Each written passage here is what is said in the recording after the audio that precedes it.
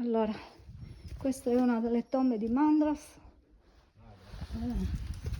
Peccato ci sia l'acqua.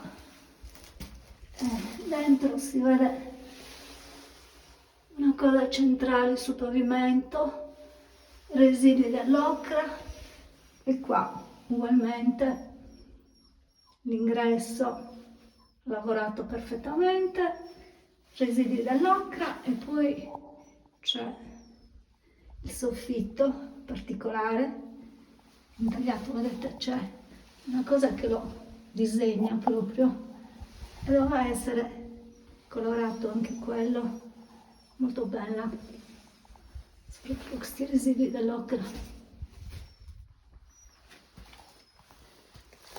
Ecco la cosa centrale, peccato l'acqua. Qua. Poi vado a vedere un'esplorazione. Qua c'è un accenno, una specie di inizio.